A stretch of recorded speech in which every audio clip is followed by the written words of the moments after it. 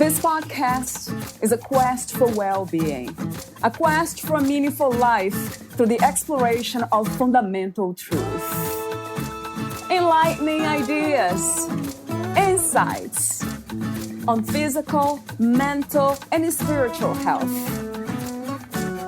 The inspiration is love.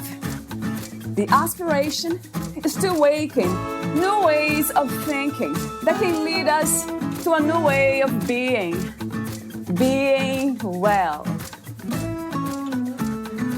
Welcome to Body, Mind, and Soul Healing Conversations.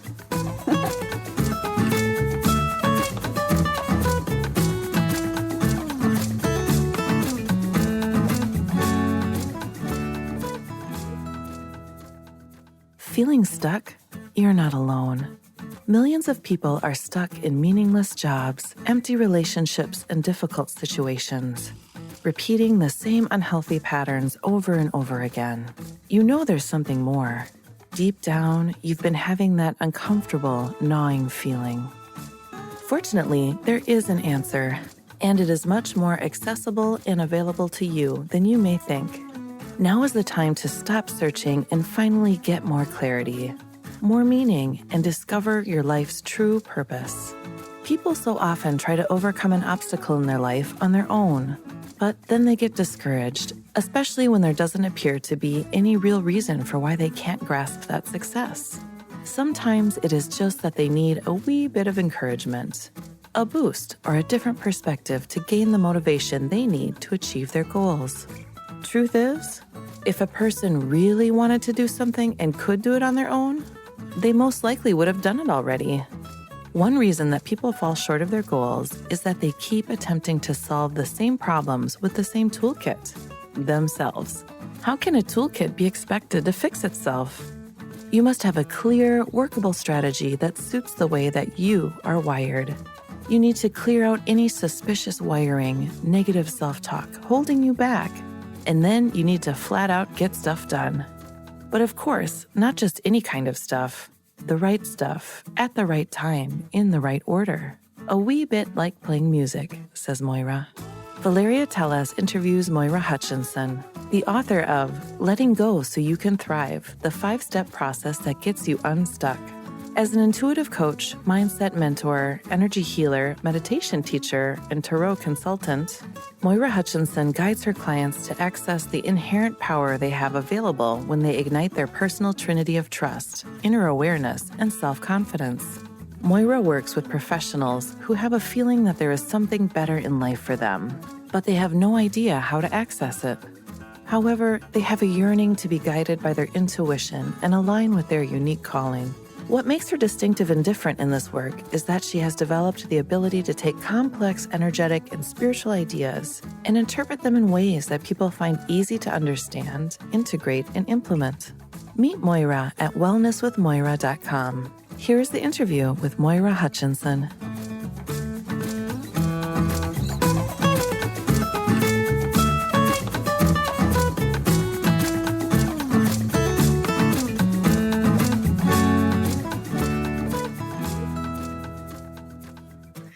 In your own words, who is Moira Hutchinson? I don't have enough words to describe who Moira Hutchinson is. Right, yeah. My mission in life is to help people access their inner wisdom, to let go of the preconceived ideas and obstacles or blocks or, ideas of not being enough or not being good enough or not being insightful or having inner wisdom. There's so much of that it's time to let that go. And so I kind of have made my own life mission, it's because of my own experience that has really taught me a lot about recognizing what's yours to keep and what's yours to hold and then let go, if that makes sense. Yeah, absolutely does. That's one of the most profound topics that we can discuss from my perspective. Letting go, surrender, non-attachment. I don't even know where to begin when it comes to that, but I guess I'll have to begin somewhere. I love what you said about mission. I don't hear that as much, as often for some reason. Most people, they say something different. They say, that's my purpose. Is that the same thing, more mission and purpose? Do you connect them, these ideas? I would connect them, definitely would connect them. I think, that's become such a thing people want to say, I need to find out my life purpose. In fact, a lot of people, including my husband, will say, oh, well, you're lucky because you figured it out. Yeah. Yeah, I can imagine. But the truth is, my belief is every one of us, like you said, we're all reflections of one another. Everybody is living their purpose. If you're sitting here listening to this recording and breathing, you're living your purpose. Unfortunately, society and social media and our own thinking kind of makes it something different. And so that's why I like to say mission or my life's work, because I've done so much work on myself that it's not even just, this is my life purpose. This is why I'm here. I signed up for this as a soul. And that, I mean, there's lots of overlaps and different pieces in this, but we're all here together. We all signed up. We all said, I want to be here on this planet during these times. It's a lovely idea, one that I tried to get to wrap my mind around. The idea that we have chosen to be here and go through the challenges we go through, to learn the lessons we must learn in order to grow and evolve. I think that's part of being in physical form. It's part of this human game. And I think rather than, it's something that I often say to my students and my clients is, I really encourage people not to ask why questions. Why do I do that? Why do I always do this? Because why questions bring about shame or guilt, or our immediate reaction is, oops, I did something wrong. Well, we didn't. None of us did anything wrong. It's all about contrast. It's about learning. It's about experience. And so if someone needs to get stuck in a rut of looking at the past and then judging everything that's feeling that they're sitting in right now based on the filter of the past, then so be it, until they're ready to move out of that paradigm. Another question I have, the initial questions, the open questions, is how to describe this space which you call thrive. What is like to thrive, Moira? It's to feel like you feel good in your own skin. You feel uplifted. You have your inner language is, rather than, oh, I have to do this today, it's, oh, look what I get to do today. Yeah, right. It's very simple, really, but it's being happy with what you've got. It's not looking too far into the future. It's really immersing yourself in the juiciness and the joy of what you get to do each and every moment of each and every day. That makes me think about gratitude, or the idea of gratitude. Yes. Gratitude and appreciation. Gratitude, and I have a gratitude practice that I do every day before I go to sleep. But I also really think it's important to have appreciation throughout your day. Appreciate the sun on your face when you go out for a walk, right? Appreciate the sounds all around you and appreciate the interactions that you have. Appreciate things when things don't quite go the way you planned. Oh, that's a tough one. That's the most challenging one. How do we do that, Moira? Learn to appreciate the challenging moments. That's just, we are all works in progress, right? Like you were saying, we're all at different levels and layers. And it doesn't mean that anybody's more advanced or got more or figured out more. We're all exactly at the right level of what's right for us. Yeah, and that's so freeing, isn't it? When we come to realize that that's okay to go through the challenge we go through, because we can do it. We can go through it and learn from it and find joy and still find joy. Absolutely. And sometimes not. Sometimes we lose the body and we let go of the body, and that's Mhm. okay too. Mhm. Who says it's the end? But that's really acknowledging that you are a spiritual being, you're a soul. And so even if it's the end of the body, it's not the end of you. You're just going on in a different form. What is the difference between letting go and giving up? I love that you asked that, because letting go to me is surrender, and it's one of the most powerful things that we can do. It is about saying, this is what's here for me to do, and then recognizing, like we were talking a wee bit about, trying to control time and control technology, and that's when we need to let go. You're not in control of that. But that's not giving up. That you see, there's such a subtle difference here. But giving up is like saying, it's not in my control, so I'm not going to do anything. Whereas letting go is, that part is not in my control, so I'm going to keep my focus over on what is. What is it that I'm called upon to do? What's the next step for me? And sometimes our next steps are just tiny little baby steps. But when we're in this flow of letting go, we get to acknowledge and feel into the joy, the creativity, the juiciness, the fun of what we're doing. And we stay present to it. Being present to what is present, right, Moira? It's what you Yes. said. So, what is life calling me to do? What's the call here? What is mine here? Or what Yeah. is mine to do? What is mine to look after? How challenging it is to get that. A lot of times we struggle like with this idea of control in forcing things to happen. Yes. And impatience. Impatience spawns from that too, right? Right, right. Oh, that's for sure. And then reactivity and then suffering. Exactly. Inevitably suffering. How do you define spirituality these days, Maura? I think everything's spirituality.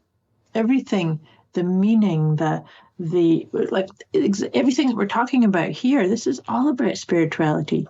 It to me, and I was brought up as a Quaker, which was one of the biggest gifts I ever had from my parents, because that taught me, and this is my truth now, is that we all have inner light, and that we are all connected.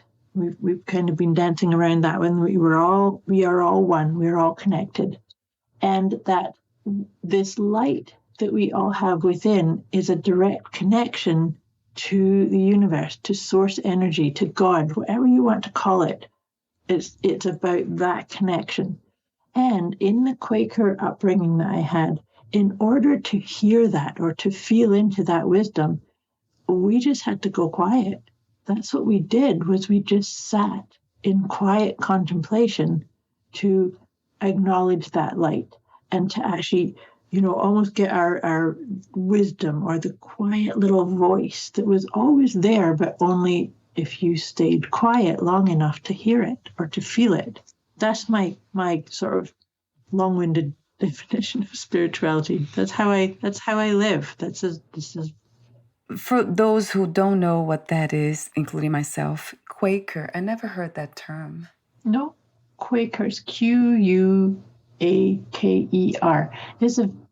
So Quaker are non-denominational. They like when they do have gatherings, they don't do things like in the religious perspective of going to church and having organized sermons and such. When they would have what they call meeting, and it was very much, we would have, as a child, I remember we used to have like singing groups and fun things like that. But the actual meeting was to sit in circle in quiet, in silence. And then if anyone felt inspired to share something, like they had a big aha moment or something came through to them, they could stand up and share it with the group. And it was so sacred. There was so much reverence in those. It's such a profound practice because it illumines a lot of what is the truth that we are here to see. I mean, there's so much we look at it, but we don't see that in silence and quietude. That's where we are able to clearly see what the truth is, which it was never hidden in the first place. It's always here. Exactly. But that's part of the surrender and letting go, is to actually let go of the noise and the distractions and the, oh, I have to get this done, and oh, oops, what's on my next list next. It's to just create a little bit of space, to just change the rhythm a little bit, do a little pause. I call it a pattern interrupt. So you wrote the book, Letting Go So You Can Thrive, the 5-step process that gets you unstuck. Talk to me for a moment about the main inspiration and intention of writing this book, Moira.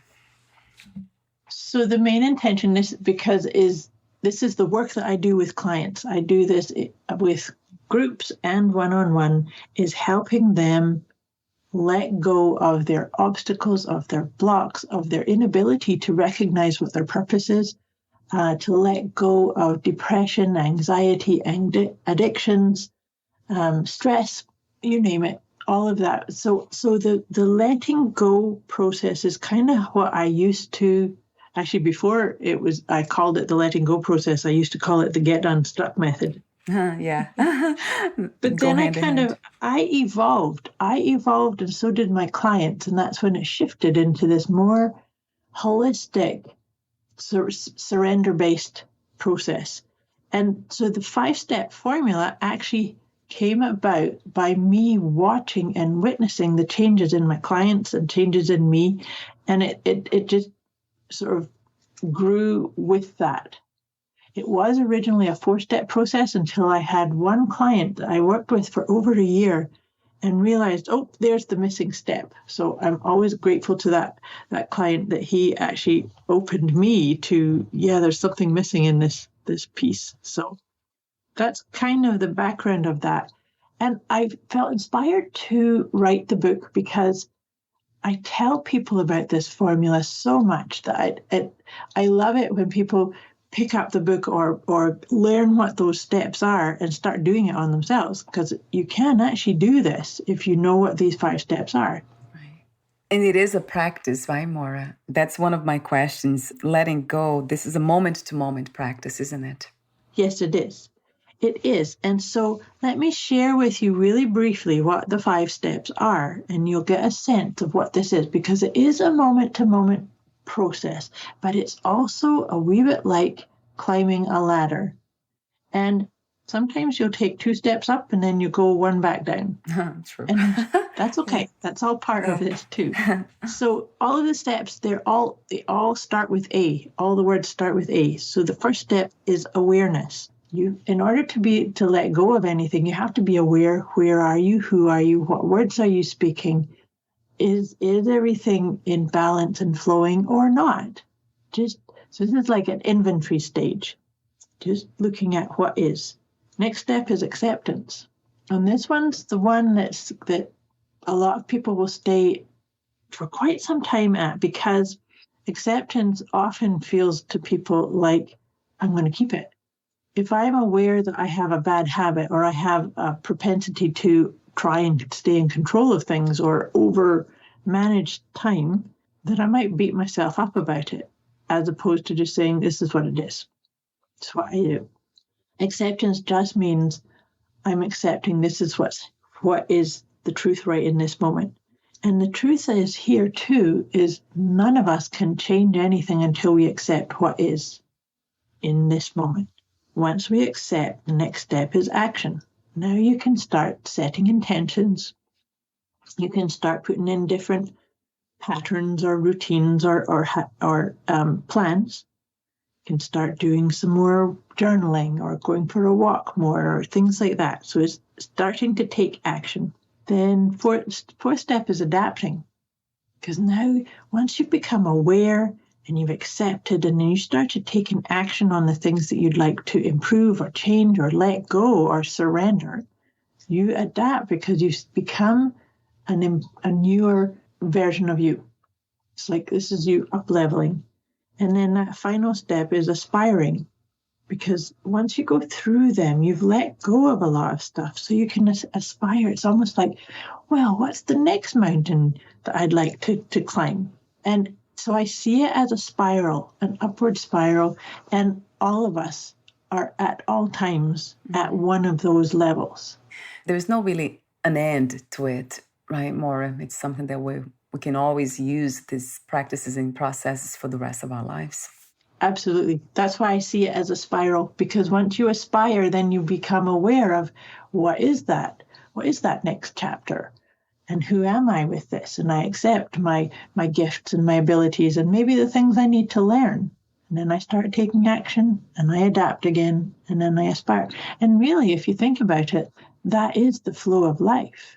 While we are in this life, there's always going to be things for us to embrace, to let go, to learn, to acknowledge, and have some fun.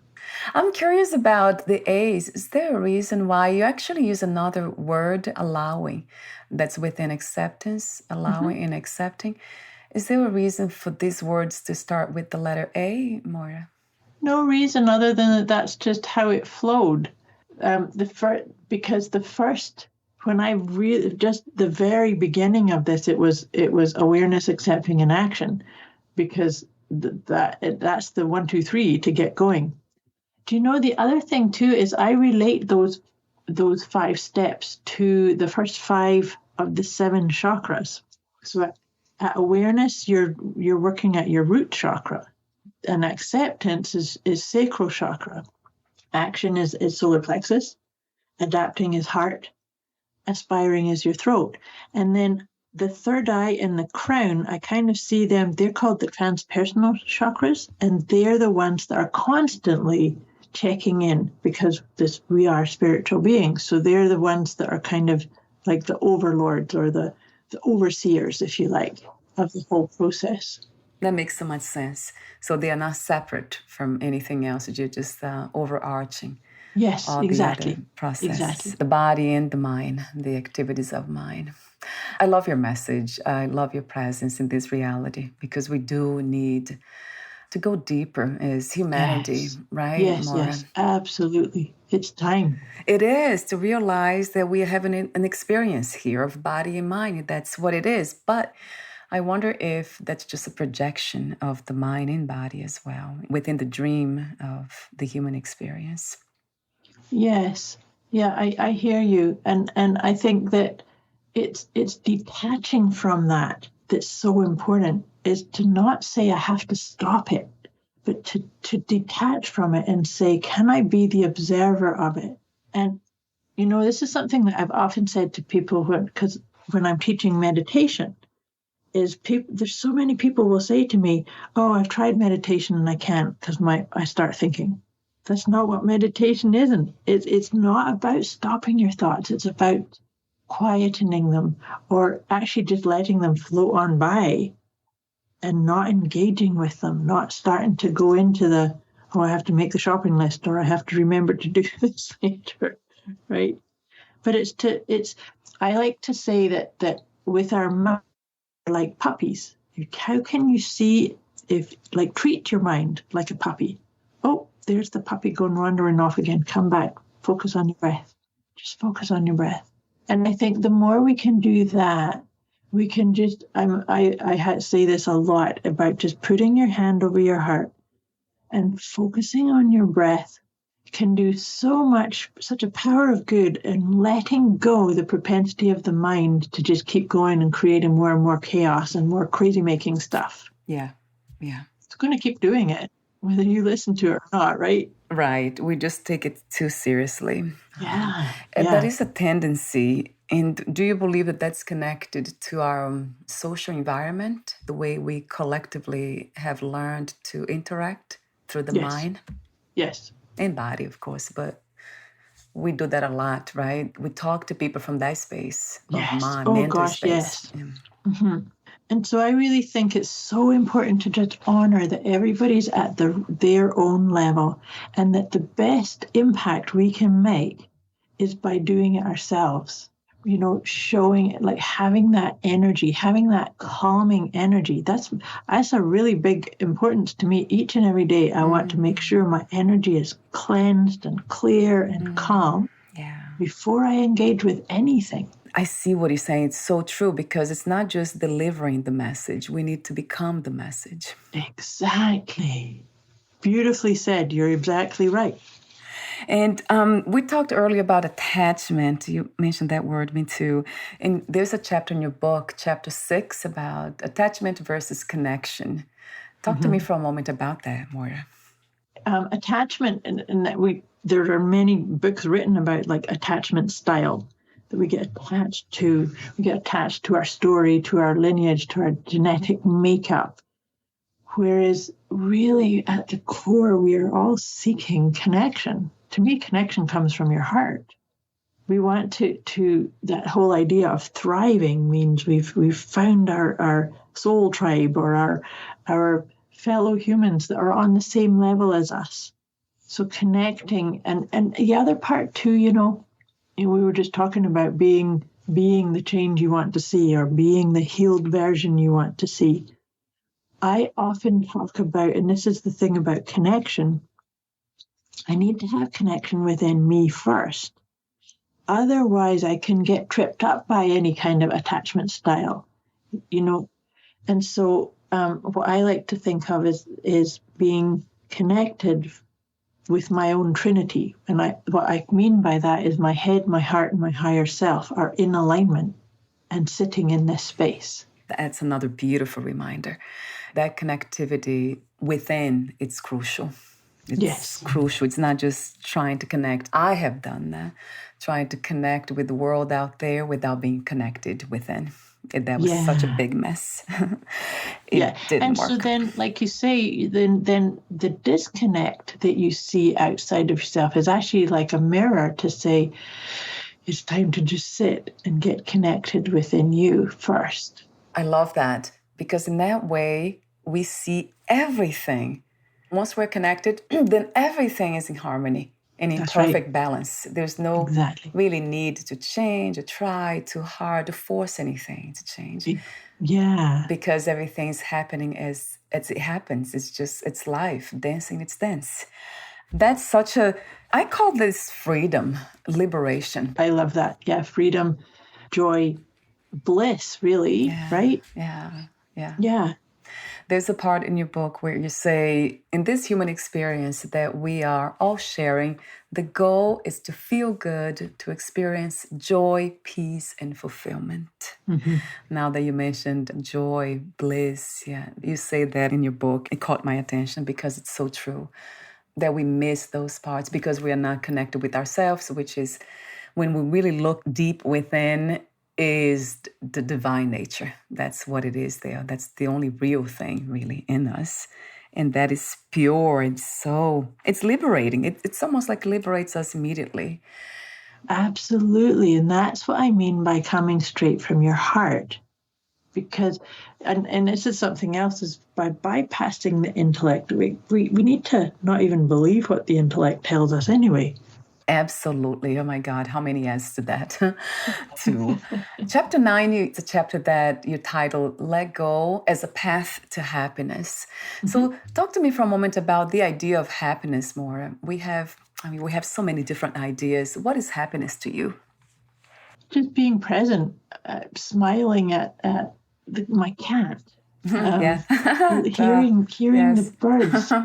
And I think that happiness is something that's very individual. It's because I think that's the other part of human life, is that we all want to be happy. What makes me happy is, like, I live in a beautiful area, so I get to go for a walk every day and just feel connected with Mother Earth, with the energy around me, and I love that. That just makes my heart sing. But for other people, they want different things to make them feel happy. And that's great. It's to have permission to find your flavor of what lights you up, what makes you smile, what makes you say, oh, yes, I want more of this. I love doing this. I could do this for a long time. Yeah. So In a way, happiness has to do with the body, doesn't it? I mean, being a human, experiencing the senses, that resonates. Because I see joy and happiness, they are not the same. We are using words here, but talk to me for a moment about joy and what's the flavor of joy? So, the word that came to my mind just now when I was thinking about that was hallowed. There's a hallowed energy about joy. Like it's maybe joy comes from the step up from happiness that makes you realize that you're a sacred being, and it just lights you up. I find sometimes speaking in words very limiting. It's like, I don't know what word to put in there, but that was just the word that landed was the joy is like happiness from a hallowed perspective that acknowledges your connection to source energy. I really thank you again for doing what you do, Moira. The way you do it, it can be felt. That's from the heart. And talking to you, it's just a reflection of that, to your book and your work. Thank you. There are so many other chapters there that caught my attention. Not enough time to go through everything. I want to mention the chapter 10. It's the letting go versus forgiving. That's another beautiful message you have there and reminders. And then you have so many more steps and suggestions from the heart that can make our life so much better in a sense of joy, of joyful, being peaceful and joyful. So thank you again for doing what you do. My pleasure, and thank you for doing what you do. You're a special person yourself. Oh, thank you, Moira. Like I said before, the body appreciates. It's the only part that complains. Now, what are you doing here instead of being at the beach by the trees? That's the only part. I have the ending questions for you. Before I ask them, would you like to add anything else that we didn't cover today? No, I think we could continue talking for hours, but I know. I think we've got a good snapshot here. So true. And let me ask you this question, the ending questions. How do you define success? What is to be successful to you these days? To just feel and recognize that I'm using my gift and I'm helping people open up to theirs. Yeah. What a beautiful answer. And I wanted to ask you another question. This one's kind of a fun question. What do you love most about being in a human body? What comes to mind? I think that I love to sing. I love to move and dance. And like I mentioned before, I live in a beautiful area. And so being able to physically see the sunset and walk by the ocean and enjoy those types of things. They all bring me so much joy. And what is another word for life? For life? Journey. Path. Yeah. Game. Game. That was unexpected. A play, right? Yeah. Yes. A game. Yeah. I like that. And my last question is, what 3 experiences you wish everyone to have before they lose the body, before they die? Good question. To recognize how loved they are, to laugh like they've never laughed before. Mm-hmm. Yes. That's inspiring. And to feel genuine connection, like heartfelt connection with another being. Could be an animal or a human being, but like a deep, deep, deep heartfelt connection. I love that. I love 3 of them. They're just heartfelt again. I love how you speak so clearly from the heart. Yes. And a lot of times the heart, it's really like this space that it's so beautiful that doesn't need words to communicate the truth. That's right. Yes. But it's wonderful when we can find words to express that. And you do, Moira, in every way. Thank you again. Thank you so much. Where can we find more information about you, your books, products, services, and future projects? My website is the best place. That's wellnesswithmoira.com. So wellnesswithmoira.com. And the same Wellness with Moira on Facebook. Those are the 2 main places that you can find me. There's lots of other places, but those are the main ones. Yes, wonderful. I'll have those links on your podcast profile too, so the listeners can just click on them. Perfect. Thank you again, and we'll talk soon. Bye for now, Moira. Thank you. Bye.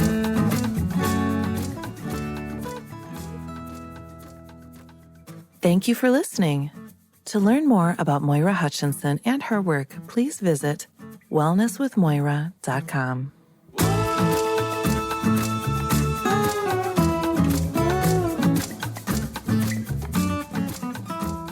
To learn more about this podcast, please visit fitforjoy.org/podcast. Thank you again for listening, and bye for now.